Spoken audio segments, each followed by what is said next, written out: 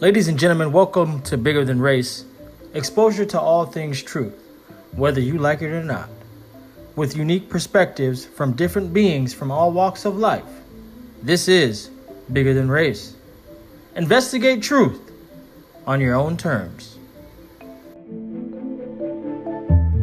Thank you guys for all being here, and thank you for Plus One and TV Pro Gear for making this all possible. Now, this is one of my favorite topics, AI and entertainment, right? Everybody saw this event and it was like, I need to come to this because, AI is the new trend, right? So can you guys discuss the historical challenges faced in the entertainment industry from the 80s, 90s, and how AI can help address them with the delicacy and understanding? Sure. From the 80s and 90s and into the 2000s, I would say that, as a filmmaker, before I went into the studios, I went in building models, physical models, painting, brush painted matte paintings in oils, motion control stands, and all of these things. So I saw the change go into a computer where everybody looked at it and said, "Oh, what does this thing do? It looks really cool." That's how I got into the business, because I started helping the people who made films learn how to use a computer to make films. Fast forward to today, this is not anything new in terms of, and you've all been along with us in this journey, watching films make this transition from practical to CG, from celluloid film to digital cinematography, from 2D to 3D, which may not have been so successful, but actually now we're getting into AI and generative AI. So now we're getting into this area, which is, as a studio executive, I'm gonna say personally, talent first. Generative AI is a great assistant, but it's gonna be talent first always. Just like I heard coders say, there's a lot of code being auto-generated, but you need a senior code writer to read it and know that there's shoddy code and there's great code. And the things that we learn from the auto-generated code are few, but we are learning.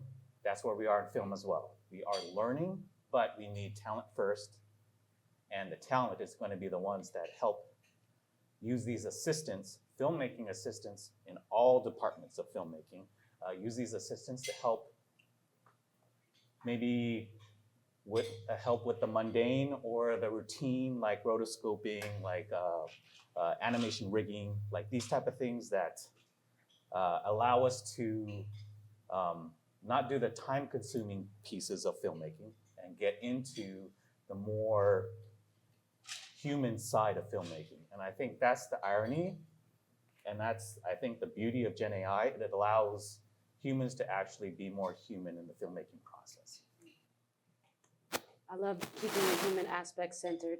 So my job in the military was PSYOP, psychological operations, or perception management and manipulation, which is basically a really fancy way of saying, how do you tell other people's stories and get them to believe it themselves? And my time in Afghanistan really taught me that storytelling is by far the most powerful tool that we have. Right now, in this moment, we're all living in someone else's imagination. From 1940 to 1950, there was a science fiction author, and mind you, this is the 40s and 50s, so there's, like, computers aren't even small enough to fit into a building this size, right? And the science fiction author wrote a series of books where he imagined a world where there were robots that were human-like. And they were so human-like that they ended up getting into conflict with actual humans. And it created what they called the Great Robot Wars. That series of short stories is called I, Robot. And it was written by Isaac Asimov. It's the thing that all these folks are up there talking about being afraid of on television. But we are just bringing someone else's imagination to life. And what I've seen in the film and TV industry, one of the research teams I created at Google was called Muse. How many of you here are familiar with the Gina Davis Institute? That does uses artificial intelligence to measure who's represented in content. They use my team's algorithms, right? That was one of the research teams I created at Google. And so figuring out how to be successful has really been a power shift over the last 2 decades in the industry around who gets to tell the story and why do they get to tell the story. Where there are now more mediums of distribution, there are more ways in which we can tell our stories. We were just chatting at our table about the viral Risa Tisa story, where this woman went on TikTok and made a 40-part TikTok series That thing was like literally 7 or 8 hours long, and it got like 50 million views on every video, and she just picked up a movie deal. And she didn't have a script writer. She didn't have a whole team behind her. She literally was just in her car with her wig halfway off, talking about her crazy ex. And it went viral.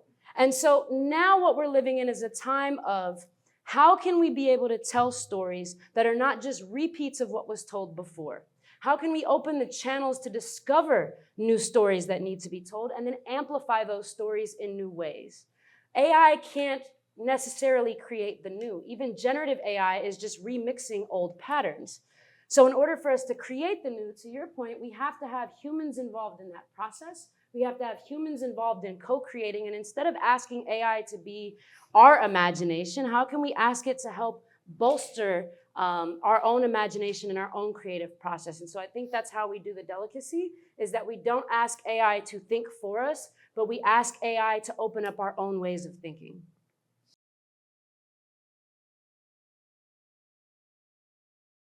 So we know that there's a problem, right? Whenever there's a paradigm shift with technology, there also has to be a new standard that's created. So right now, there's a lack of standard in entertainment. So how do we utilize this new technology to create the new standards, just like they did with Spotify and the new standard that had to be created in the music industry? So how do we do that? But I think one of the big things that we have to think about is, who is the standard serving, right? This new wave of consumers that is coming into market between Gen Z and Gen Alpha is different than anything we have ever seen before. You go into any advertising user experience research study, they will tell you that Gen Z and Gen Alpha are what they call value-based consumers, which means they only buy when they feel it's aligned with their personal values. And you can go look up all this research on Cantor and all the other websites that host all the ad insights, and they get very specific on what those values are globally. One, Gen Z believes that everyone of every identity should be treated equally. So if your brand takes a stance in one direction or the other, they are less likely to consume with you over time. Two, Gen Z believes that we should not mess up the planet that they're gonna have to live in after we're gone. So if what you're doing is environmentally unsustainable, they're less likely to consume with you. And three, generally just don't be a jerk, right? And so for us, as myself as a millennial, we call that getting canceled, when they decide you're not aligned with my values. Now, the concern is that for movie studios, Gen Z is about to be 40% of the US consumer population, 40% of the US spending power. And the best part is, or the gag is that Gen Alpha is even worse in terms of how they consume. They are even more strict around how they spend their dollars. And if you don't believe me, just look at Starbucks stock, or the 400 stores that they had to close in the Midwest. Or look at what's happening to McDonald's stock, because that is how they choose to spend their dollars. So when we think about that new standard, we have to ask ourselves, are we setting that standard solely to profit? And if we are, how are we going to adapt the storytelling models, the ways in which we use the technology to match the next generation of consumers to remain profitable? Perfect example of this is with Levi's. So Levi's, which isn't in the film industry, created a generative AI product where they wanted to, good intentions, they wanted to make their advertising more diverse. So what did they do? They used generative AI to generate a bunch of black models. And the world immediately was like, why didn't you just pay black models? And canceled them. And now the difference between maybe 10 years ago when we were all occupying Wall Street and sleeping in camps is that there are alternatives to these big brands. They don't have to go and watch your content. They can go watch Arisa Tisa on TikTok. They don't have to go and watch your Netflix show to have that same social capital, because they can all just pull up the same social media videos or reels or Twitter thread. And so now that we're in a multi-dimensional competitive landscape, we have to ask ourselves, are we setting the standard based on the way we've made profit before? Are we setting our standard to have a legacy that allows us to scale as this next generation of consumers comes in and takes over the majority of the spending power? As AI systems become more prevalent in entertainment, how important is it for them to provide explanations for their decisions and outputs? I think tremendously important. And that's one of the things that I think we're getting back to. You can't just let AI continue to work with other AIs. You need to have human involvement. You need to have oversight. You need to make sure that these systems are following what we kind of deem to be the right ways, the ethical ways going forward, making sure that we understand exactly what is being labeled and what is being presented and what is being generated, so you don't have too much bias. And I think the only way we're getting there is to have human beings check AI. We can't ever let it just kind of run and go and perhaps eat itself. And that's going to be something very important. And I'm not sure if everybody in every industry is aware of that. Last summer when the strikes were happening, AI can't replace us. That's a real thing. They cannot create these stories that human beings can't. They will try to, and people will let them do it. Perhaps it'll take a few years before people realize that this is not anything that I want to invest my time or money or effort into. And how are we going to get people to understand that if we don't start from the beginning, making sure that people know that human beings have to check AI, and that has to be embedded and ingrained into everything that we build going forward. On top of, the human side of, we brought up the strikes and all that stuff. So it is about also protecting IP. It's the people who are creating the content should own the content that they create.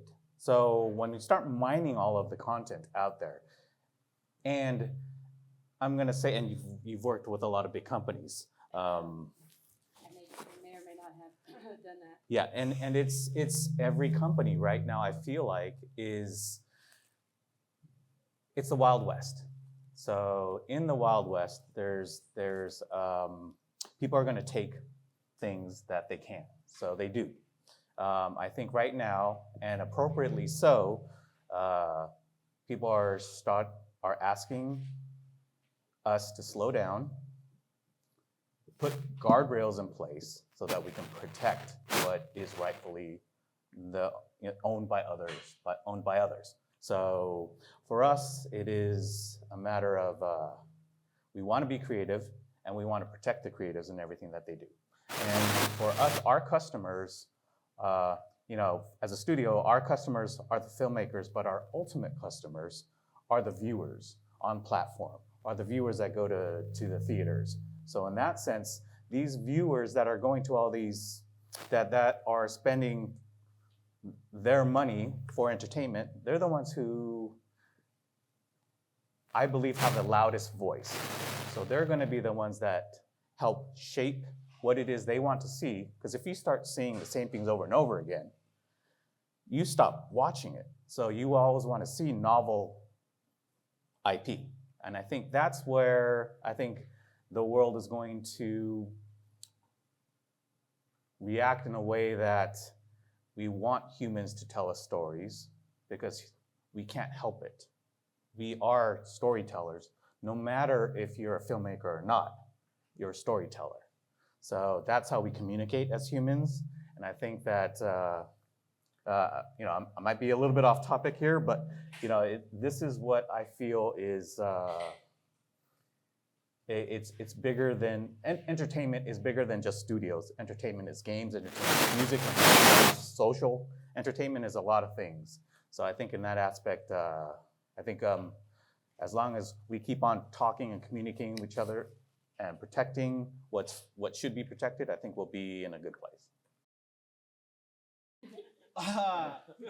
What are the differences in adoption patterns between various entertainment sectors such as film, gaming, and television regarding the integration of AI technologies? The adoption factors? Well, I think that AI is going to make entertainment more accessible, creation more accessible for a lot of people who aren't creators today, who don't feel good about being in front of the camera. And it's going to be an outlet for them to create very quickly. So there'll be a lot more creators, which is a nice thing because it gives people an outlet for their creativity. As far as distribution methods, we've been moving away from the box, right, for a long time, and we're moving now to more YouTube, and obviously mobile is the active device. So I don't know how many mobile phones are on the world. Maybe you know that stat, but it might exceed the number of people on the planet. Yeah.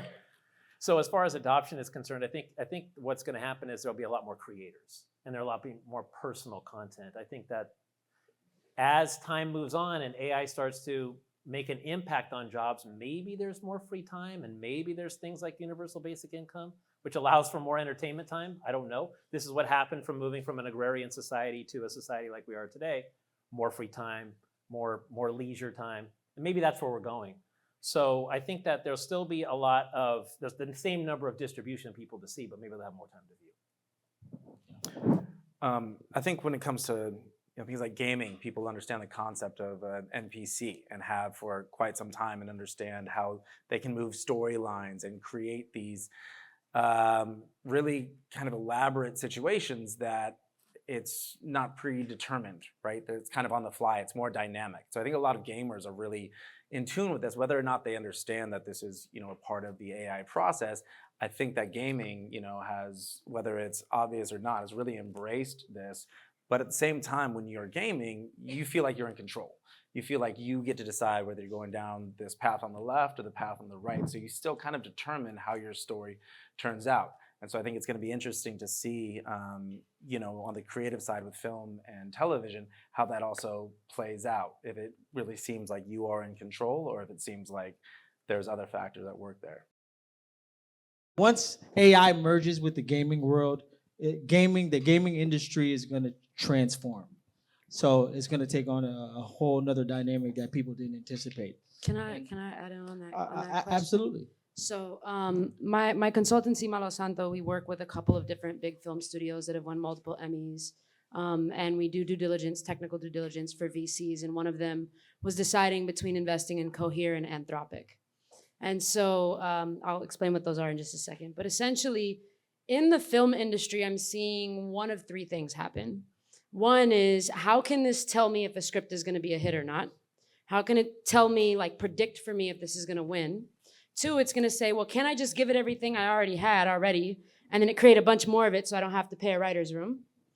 Or three, how can we actually deal with the filmmaking and editing process itself? So how can AI help us actually chop up all of this footage that we have, or go to it and say, hey, ChatGPT, well, it wouldn't be that, it'd be whatever AI name you gave it, so maybe, hey, red wine. Help me find a close-up angle of character number 2 with lighting at a 45-degree angle, and the AI would just pull it up for you instead of you having to search through all of that raw footage. And some of that technology has been out for years. Microsoft has had a platform that's been able to do that for a very long time.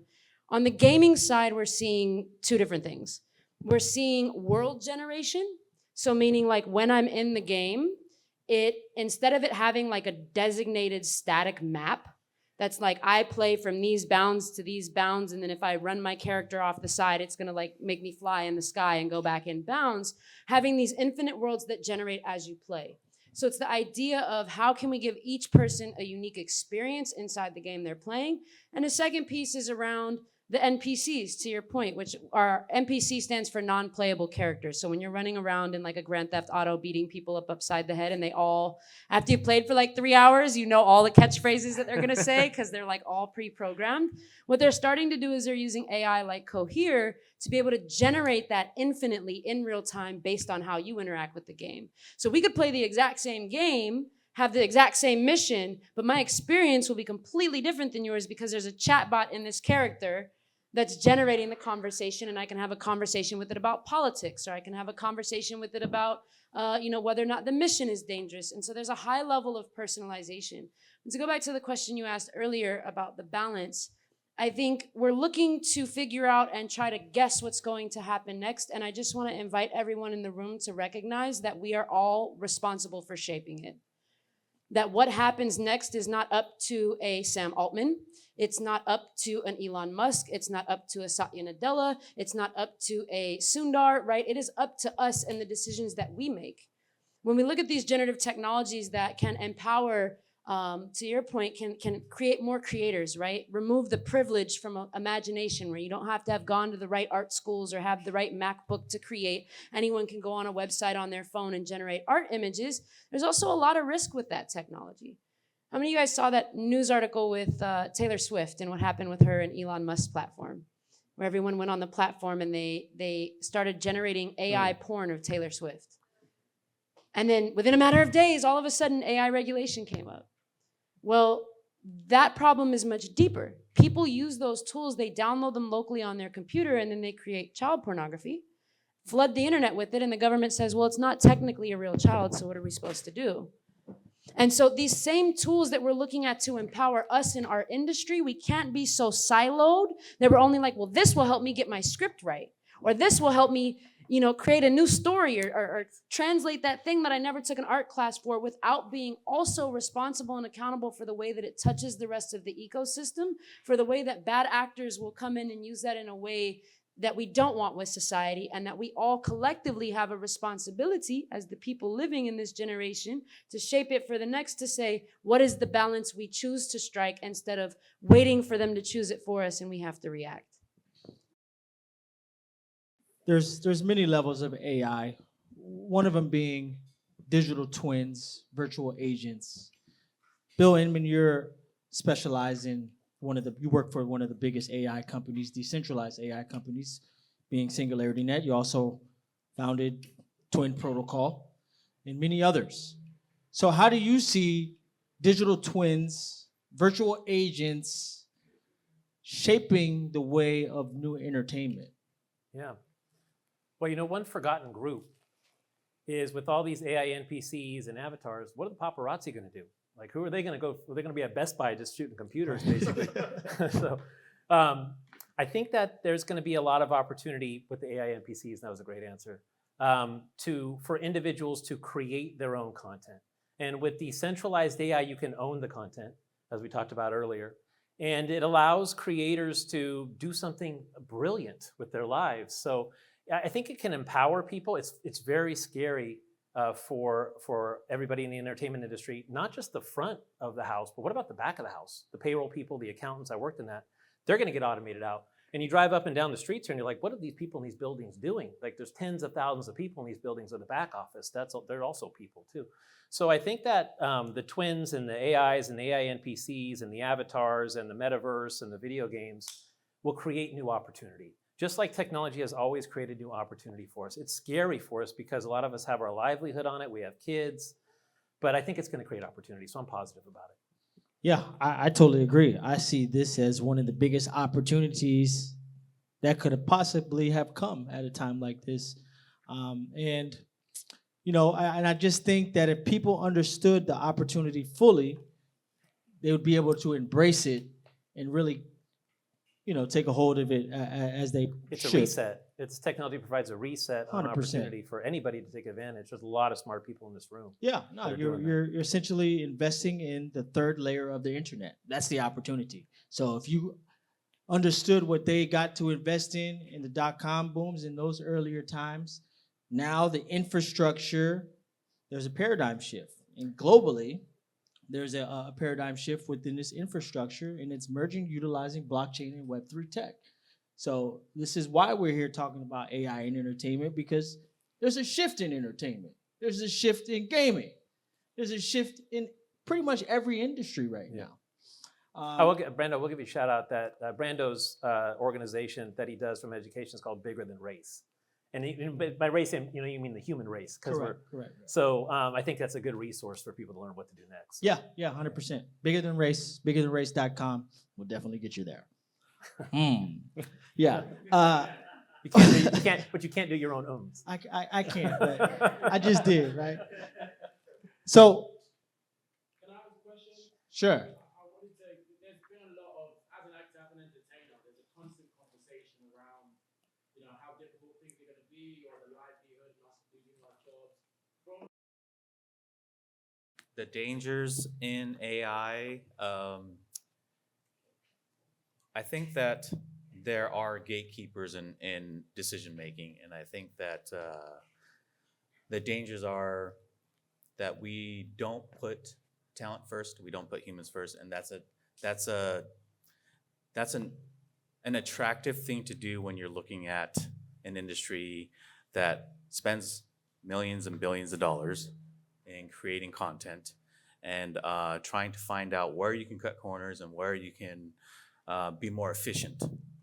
I think being responsible in this area is what we're always striving to do, what we're striving to be, and I think that is I think the original question was, what are the dangers? The dangers are that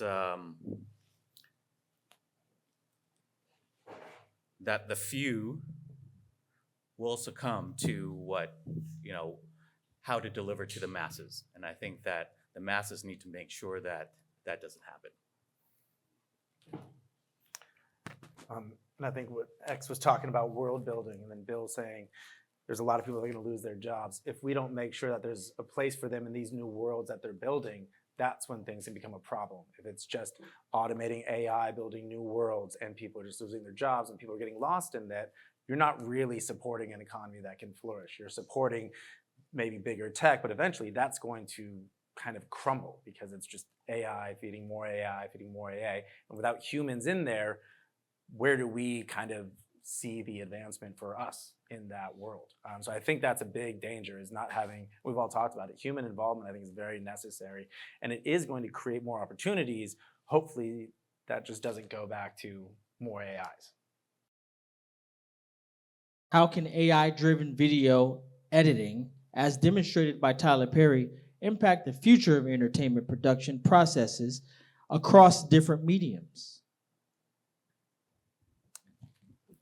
Microsoft has had a product since I was there like 2015 to 2019, called Azure Video Indexer, that you upload your video into it and it uses all of its like AI classification to figure out who's in there, and then you can hop on and be like, hey, I'm looking for, you tag who's what character, and you say, I want this video with this shot, with this angle and this light, and it exponentially speeds up the workflow. And no, this is not a sponsored post. I know that they filmed a lot of Fraggle Rock on that. I think also AI video editing tools will help with the actual pre-shoot process. So I have a bunch of friends who are directors, and they're always like, I always shoot before we go do the shoot. Like, we'll shoot it once through before we actually go do the shoot, or at least do the walkthrough. And so being able to do that with generative AI instead is something positive. But back to the question about the dangers, just not to pivot too far back, I think one of the biggest dangers here is this idea that AI can either be a superhero or a supervillain.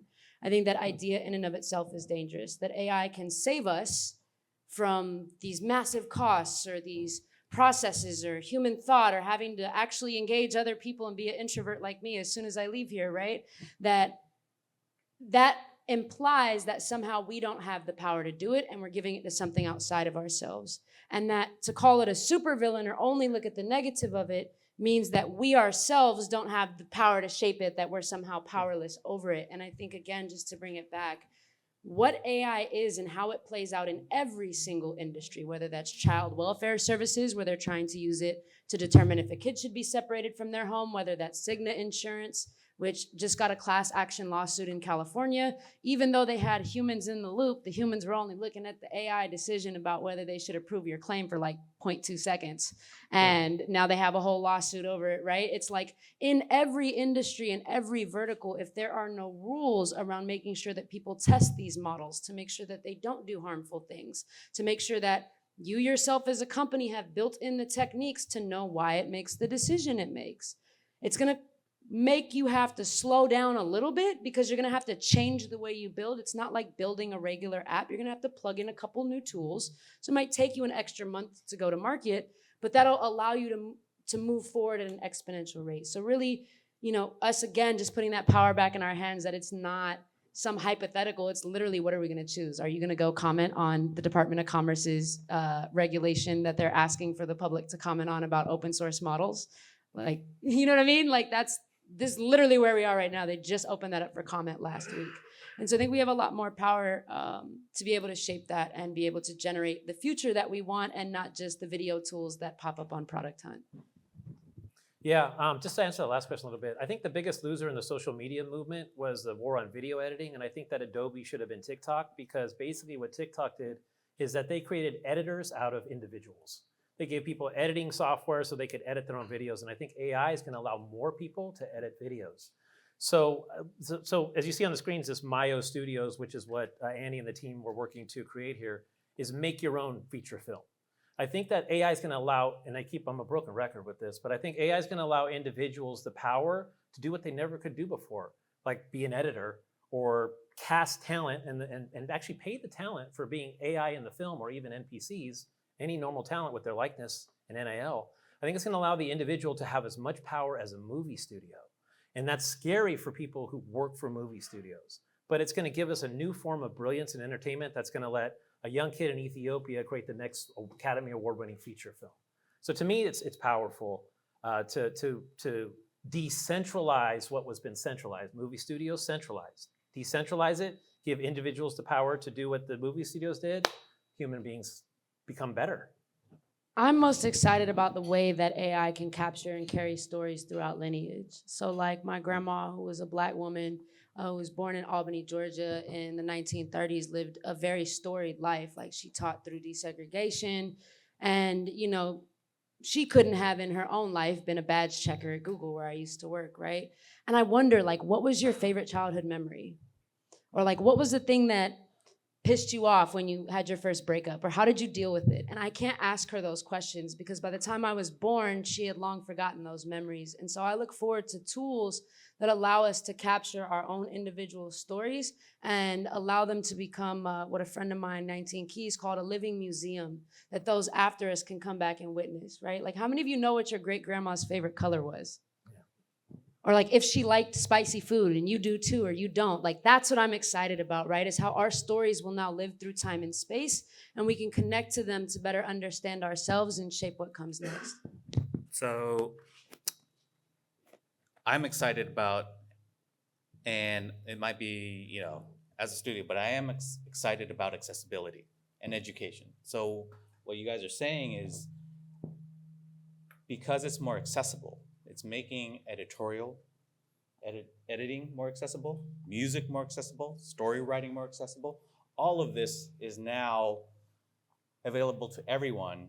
And so even as an artist, I'm a painter, I am now learning how to do music. I'm learning how to do all these other things to accompany all the things that I was doing before. So this accessibility, I think, is huge. And I think it is a democratization of storytelling. Like I said before, we're all storytellers, and we want to tell stories in our own way, and we want to learn in our own way. And then that's another thing that Gen AI does, is personalized learning. It's personalized movie making. I mean, that's what we've been talking about here, is personalized movie making. One of the passion projects that I've done was working and donating time to a project that was on the internment camps for Japanese Americans. The people that were in there are all passing away. Their stories are disappearing. And they're the generation, and Japanese Americans don't like to talk about being in the camps. They don't want to share that with their kids and their grandkids because it was such a painful thing. I think that one of the things that is happening right now with this living museum is the ability to preserve that, and then to be able to access more data sets, so that because it's been preserved in small corners, that it can be aggregated again and be able to find a voice in the great grandkids to be able to say, okay, these things happened, these things exist, nobody told me about them, but I'm gonna find the corners where these things exist, and I wanna make that movie, that story, or whatever that, or just an educational piece. So that's happening with my kids right now, because my grandparents are gone and they didn't tell me what happened. I'm in the United States because my parents were both born and raised in Peru. The US government went down to Peru, picked up my grandparents, brought them back up into the prisons in the internment camps, and my dad came up to visit them, and that's how I got here to America.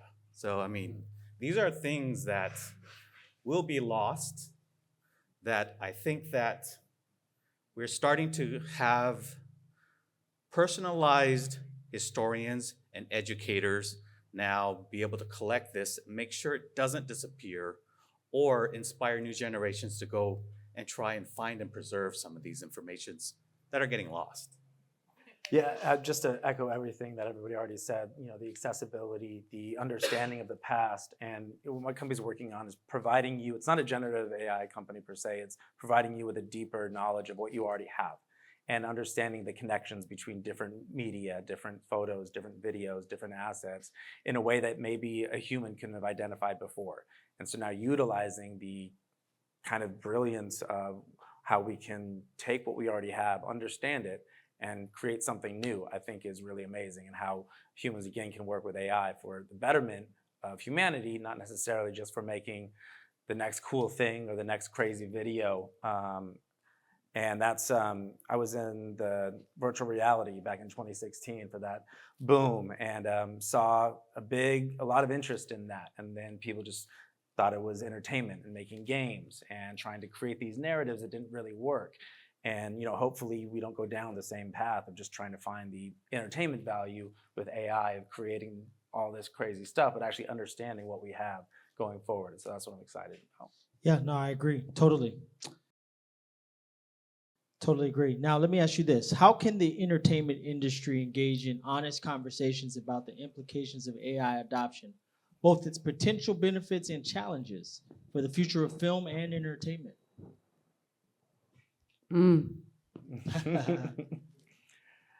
More of these, but I think also understanding that this is going to be prevalent in every industry, every company in the future, and understanding that now, getting ahead of it, I think is very, very necessary.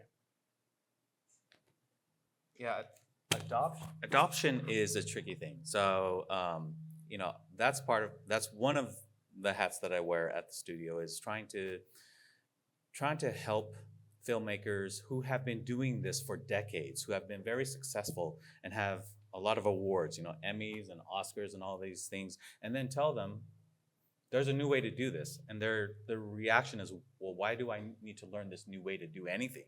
I've been so successful in the way that I've been doing it. There's no need for, they get frustrated with me. If I hand them a new technology, they want to throw it at my head. The thing with adoption is like, it will meet people where they need to be met. And it's going to happen for them at whatever time it needs to happen, if it happens ever at all. So for these things, in terms of, my job in the studio is to help filmmakers make their films. I need to empower them. I need to make sure that they are successful. I build systems around them. I build support around them. One of the things that I'm trying to help with is trying to make sure that it's not a supervillain or a superhero, that Gen AI is a tool. It is a tool to help you make your movie. It is a tool to help you focus on the things that you feel are important about the filmmaking process. So all of these things in terms of adoption is, just animation. If you were to break down how an animated film is made, it goes from creating the character, to rigging the character, to texturing the character, to putting clothes on the character, to hair on the character, to putting facial muscles and bones and all these things. Each little piece, there's so many, it takes an army to make this. Gen AI is not make movie. Gen AI is maybe this part right here where it's rigging takes so much time, it can auto rig. There's places where it is appropriate right now. There's places where it's going to be appropriate in the future. But for adoption, each filmmaker is a snowflake. You make it the way you want to make it, and I'm going to present to you things that can help you do your job, and you can take it or not take it. And adoption happens whenever it happens. Yeah, I think that AI is really about training data. It's about algorithms and compute power. So that's what's going to drive AI and Amazon. Actually, Amazon, for being a big tech company, you don't hear a lot of negativity around Amazon. And they are always in the game. Many of these startup AI companies are on AWS. It's their servers. So it's the backbone. But AI is going to really come down to, where's the training data come from? What are the algorithms? And is the compute power there to process it? So we can talk a lot about it, but those are the fundamentals of AI. So, hoping that we have good stewards that have all three of those, and hopefully decentralized AI can be an alternative to that, is where we can put our focus. Sure. So at Twin Protocol, we're allowing individuals to upload their documents, their conversations, their diaries to the blockchain. So we know who that person is based upon their own personal training data, giving them an AI blue check mark. So I do think that a decentralized AI can help determine who's who, and give people this blue check mark that Andy's alluding to, so that if an AI calls our grandparents and says, I'm kidnapped, give me money, which is actually happening, we know there's a code word or there's some kind of blue check mark that they can rely on.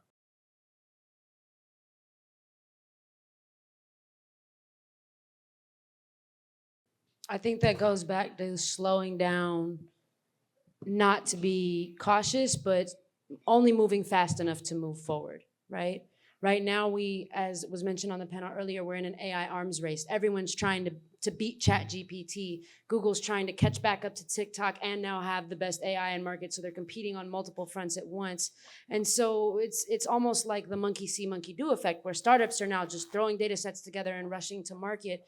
And the thing about cybersecurity and AI is it can be attacked from so many different vectors, right? The attack surface for AI is very large. It's not just, oh, I went to ChatGPT and I typed in a quirky prompt and it did something it wasn't supposed to. It could be the guy inside of OpenAI who makes one small pixel level manipulation to an image and can now control your entire output, right? It's also what the AI itself is learning. And that initially when ChatGPT came out, the data it was trained on, they didn't take out people's PII, so I could ask it for people's email address and it would give me people's email address, like your literal email address, because the data was hard-coded in. We call that overfitting, when a model picks up too much of the personal information that's inside of its data set. And so again, if we're just looking towards how can I make money the quickest, the fiduciary duty that we all have to uphold at certain levels in these companies, then we overlook the very real risks. Whereas a car, the risk was very simple. If it's coming at me, I get out of its way and I might not die. With AI, the risks are so deep, from being able to gather information about you. There was just a paper that just came out that showed that AI was better at manipulating people than humans were, getting them to believe a lie than humans were. How will that be weaponized? Being able to create images that, again, we can't tell if they're real or fake. And so it's not as simple as just I gotta move out of the way because I know it's going from here to there. It's almost like something out of an anime, you know what I mean? It's gonna like pop out with all types of arms, and you cut one head off and 4 more pop up. So I think what we should do, personal opinion, is we should put guardrails up front and then let it out as we understand how it works better, instead of letting it loose and then dealing with the carnage after. I used to have a top secret SCI clearance with the full scope poly, which is literally the highest military clearance you can have. I sat in rooms where only 4 people knew what we were talking about. One, I just want to say there is a lot of fear mongering with China going on right now that is not real. And I'll explain to you, and you can all Google this after, that we're competing with China, they're gonna beat us. Look up a company called 21 Vianet, V-I-A-N-E-T. 21 Vianet is a wholly owned Microsoft subsidiary that only operates in China, that sells them the exact same cloud compute services that they serve here. The challenge in the real battle is not necessarily whether or not new weapons are going to be used against each other. I was sitting at the headquarters of all special operations for US ISAF and NATO in Kabul, Afghanistan in 2012, and we were definitely using AI against our enemies, or the people that we perceived to be enemies. It's like the thing where you don't want the tool to become dangerous. It's like, I could use the knife to cut that wonderful pasta, or I could use the knife to cut your neck. It just depends on the user of it. And so military is going to do what military is going to do. Military also has very, very advanced technologies that will never see the light of day unless they choose to. That's just the nature of DARPA, the NSA, the CIA, FBI, the way that they work, right? Like, I wasn't joking when I said I was touching technologies in 2012 that still we're saying we're trying to get to commercially. And so I think the larger threat is not necessarily them using AI against us in a traditional battlefront sense.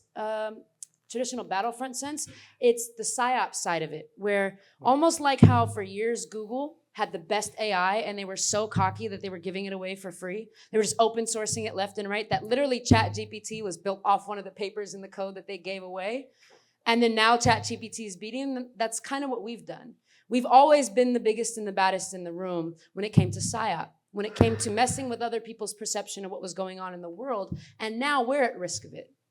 People are running AI deepfakes of Obama, or putting the Pope in a puffer coat, and it's actually messing with the fabric of American society. It's messing with people's ability to trust each other, which then translates into our personal relationships, which separates us from our friends, which separates us from our family units in a way that is it's degrading the core fabric of the society. And so to prevent that, we could do what Europe did. Europe just passed the AI Act.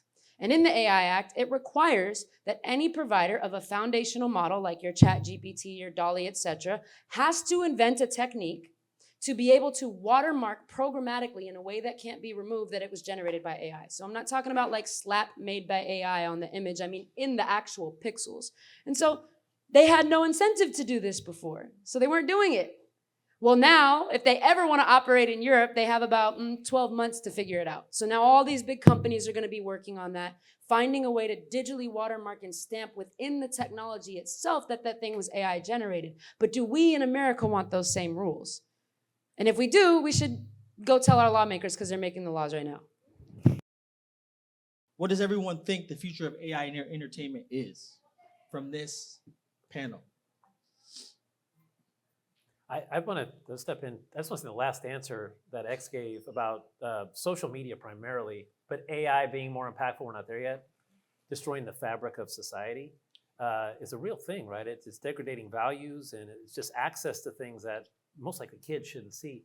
So hopefully the future of entertainment allows kids to promote, it's up to them, it's up to the next generation, to promote a more powerful, positive future, but also get them to look up and not look down at their phone all the time. So I'm just saying, I hope that that's the future of AI and entertainment, empowering with creativity to do something positive. I agree. I think there's a lot of places where it could go.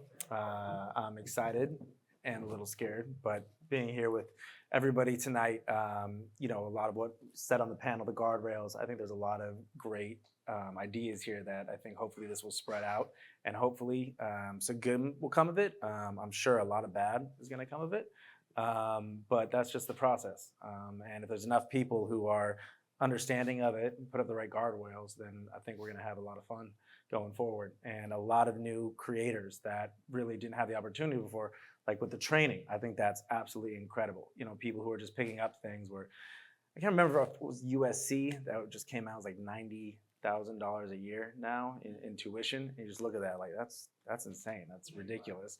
And getting this kind of technology and having people who wouldn't have access to that now, I think that's awesome. And I think they create a lot of great stuff. But people will definitely create some bad stuff too. 100%. Ken? Yeah, I echo that, and I see it happening right now in all schools, universities, JCs, high school, and I'm starting to see it even go before high school. I'm talking to kids that are asking me questions about, what's the best way to do inverse kinematics in Blender, and then get into effects animation and how do I simulate a water or a weather system. These are high school kids or junior high kids, and the accessibility is so amazing that it gets me super excited, because it took me until after college to even get into these things, because they didn't have these courses in college. They didn't have how to, now film is a class in college that's super prevalent, and now it's in high schools. And the part about being a doer is it required a class with an advisor and a team of people to do something. Now they're still doing it that way, which is great, but now you have everybody that has an interest in doing it. There's no barrier to them. So I think this is what's remarkable about entertainment, is if you want to do it, you can, and you can do it immediately. And it will teach you how to do it at the same time. That's what's super cool about it. Beautifully said. X, before we close out. So a couple of years ago, Disney released this user experience research report called Generation Stream. And what it was is they had done their own UX study with a whole bunch of Gen Zers. They split them up into older Gen Zers versus younger Gen Zers. And then they pulled together a whole bunch of research. The full report is 40 pages. Don't bother yourself with it. Read the first 2 pages of the summary.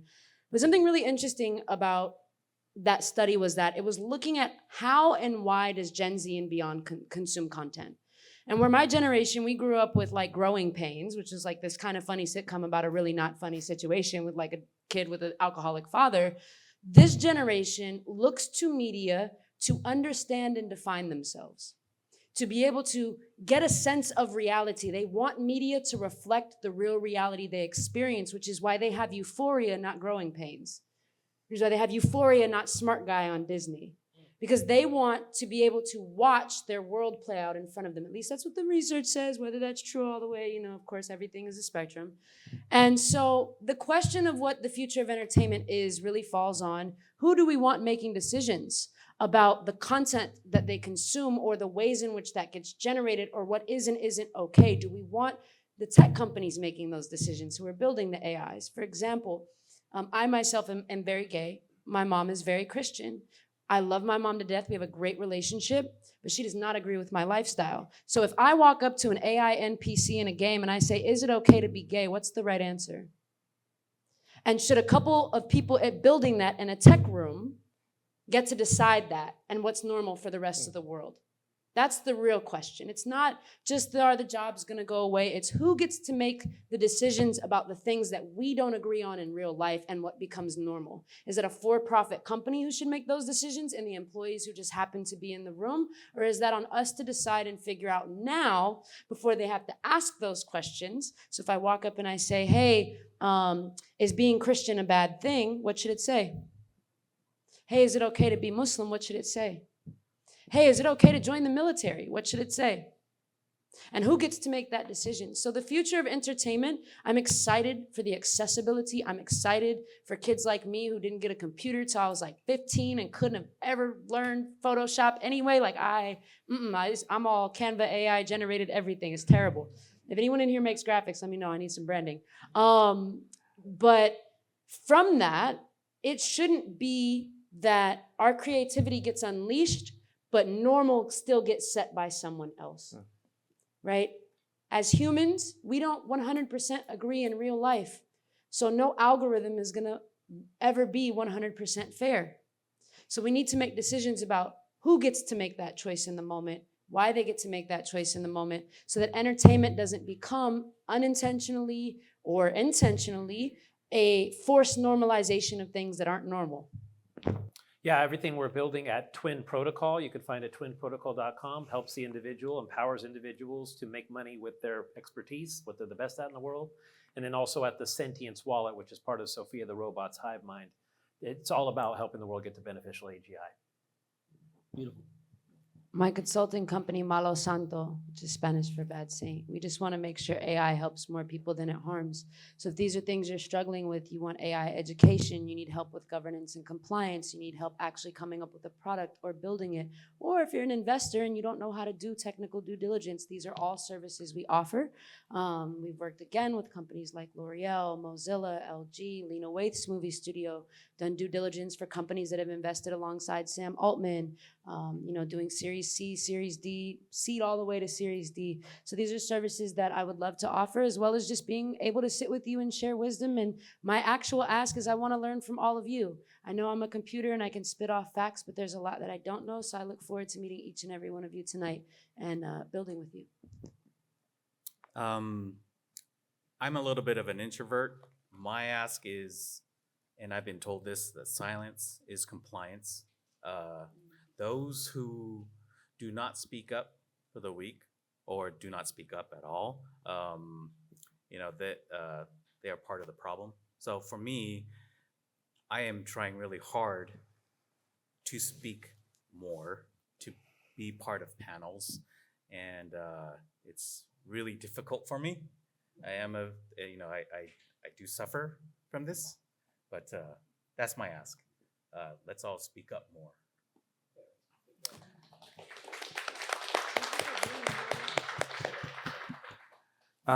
My company, Perception Grid, we're in the middle of a raise right now to finish up the MVP. And we are incorporating various different AI services to understand what we talked about right now and implementing them into our MVP. But we are in a raise before we kind of go out for our first product. But It's an exciting time right now, and just hearing all the people and all the questions, it's been an honor. So thank you. But I am showing a demo in the back room that you can see, and have a few other things we can talk about. But Yeah, great. Brando Murphy, I represent a company called Bigger Than Race, essentially to help the smaller dog become the big dog. And pretty much we help people navigate the landscape in the wild, wild west of crypto to help them accelerate their learning curve and avoid pitfalls that many people do fall in. So I'm here to engage with anybody who's looking, who's ever thought about, who's ever had a downturn, you lost money in the market. We've been successfully helping people change their lives since 2017, and we're still doing that till this day. So if you're somebody or you know somebody that knows somebody, I'm here to help you, baby. Oh, Thank you, bro. And and finally, I think our ask is on behalf of myself and Lucy at Plus One would just be for everyone here to have an essence of giving. We believe that if everyone had in their mind, what can I give tonight? What can I open up myself and give to someone in this room? Then every single person in here would walk away with something if everyone walks around with a heart of giving. So I just ask you just to have that in your mind over the, as we close, as you continue to network before we leave, just think to yourself, what can I give, and have an open heart and open mind to do so. And also these events run, and we're able to put these on through having amazing people like you. And so what we'd also ask is that if you're not a member of Plus One, that you do check in with us, that you do sign up to be a member. And also it's called Plus One because we want you to bring a Plus One into the network. These like minds, these great people, we know great people because, we have a certain mindset. And so we want to keep that level of quality. So we ask if you know someone and you think, that person would be great to add to this network. They would have enjoyed tonight. They would have connected with everyone here tonight and got something. I ask you to please let us know who they are and add them to the network so we can continue to keep building. And so what we're going to do, I know that we have an opportunity to walk around the studio and check it out, as well as checking out Perception Grid in this back room here, as well as just connecting with everyone in the room. So we're going to put some music back on. We're going to connect. We're going to mingle and shake before we close down, and we will let you know when we do close down. So just want to say thank you, everyone, for coming out tonight. Thank you for everyone that's involved, all of our sponsors, and appreciate you. Much love.